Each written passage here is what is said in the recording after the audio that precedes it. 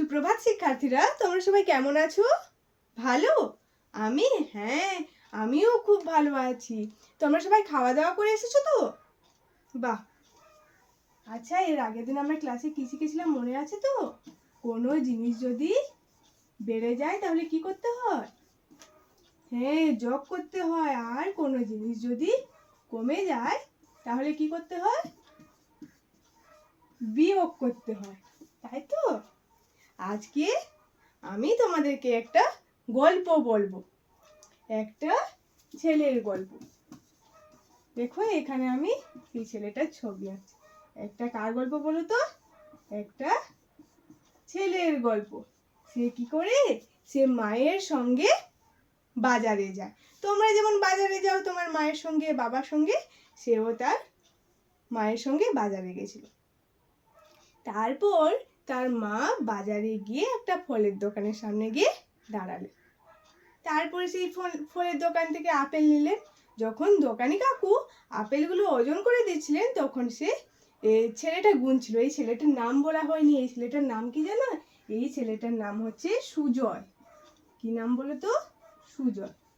দোকানি কাকু যখন সেই ফলগুলো দিচ্ছিলেন, ওজন করছিলেন, সে তখন গুনছিল যে কতগুলো ফল হয়। তখন সে গুনলো, কয়টা ফল হলো বলো তো? 5টা ফল হলো।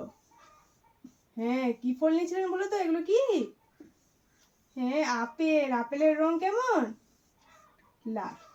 তারপরে দোকানি কাকু সেইগুলো তুলে দিলেন। তারপরে সে বাড়ি নিয়ে এলো। বাড়ি নিয়ে এসে তার মা বললেন যে সবাইকে ভালো করে পরিষ্কার করে ধুয়ে সবাইকে একটা একটা করে দিয়ে দিতে। তখন সে ভালো করে পরিষ্কার করে ধুয়ে নিল। ধুয়ে সে আপেলগুলোর মধ্যে সে কি করলো? তার ঠাকুমাকে একটা দিয়ে দিল আপেল। কাকে দিয়ে দিল? ঠাকুমাকে। ছিল কটা আপেল বলো? 5টা আপেল ছিল। তার মধ্যে সে তার ঠাকুমাকে একটা দিয়ে দিল। আচ্ছা, এই যে দিয়ে দিল, কমে গেল না বেড়ে গেল বলো তো? কমে গেল। কমে গেলে কি করতে হয়? বিয়োগ করতে হয়। তাহলে 5টা থেকে একটা বিয়োগ দিলে কটা থাকছে? 1, 2, 3, 4। আর 4টা থাকছে। এই 4টা থেকে সে আবার তার দাদুকে একটা দিয়ে দিল। তাহলে আরো একটা কমে গেল। তাহলে এই 4টা থেকে আরো একটা কমে গেল। তাহলে আর কটা থাকছে? 1, 2, 3। এই 3টা থাকলো। 3টার মধ্যে সে তার বাবাকে একটা দিয়ে দিল। কি করলো? তার বাবাকে একটা দিয়ে দিল। তাহলে আর কত থাকছে? আর থাকছে 2টো। এই 2টোর মধ্যে সে তার মাকে একটা দিয়ে দিল। তারপরে আর কটা থাকছে? আর একটা থাকছে। সে নিজে একটা খেয়ে নিল।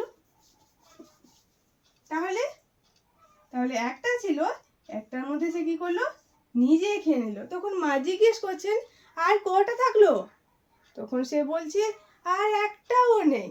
তখন মা বললেন যখন একটাও থাকবে না তখন সেটাকে কি বলে জানো? সেটাকে বলে শূন্য। যখন আমাদের কাছে একটাও থাকবে না তখন তাকে কি বলবো? এই যে শূন্য। শূন্যটা এরকম দেখতে হয়।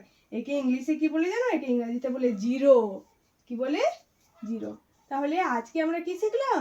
যখন আমাদের কাছে কিছু থাকবে না তখন তাই কি বলবো? শূন্য বলবো। আচ্ছা, একটা হাতে কটা আঙ্গুল আছে প্রত্যেকে গুনো তো। 1, 2, 3, 4, 5। এই 5টা আঙ্গুল দেখো খোলা আছে। আমি যখন এই 5টা আঙ্গুল বন্ধ করে দেব তখন বলো তো আমার হাতে কটা আঙ্গুল খোলা আছে? একটাও খোলা নেই। তার মানে কি? তার মানে শূন্যটা খোলা আছে। যখন কোনো জিনিস আমাদের কাছে থাকবে না তখন কি বলবো? শূন্যটা আছে। তোমরা সবাই প্রত্যেকে শিখে গেছো। এরকম বাড়িতে তোমরা প্রত্যেকে দেখবে যে কোনো জিনিস খোলা নেই বা ছিল সবগুলোই চলে গেছে, তখন তার মানে কি? শূন্যটা আছে। ঠিক আছে?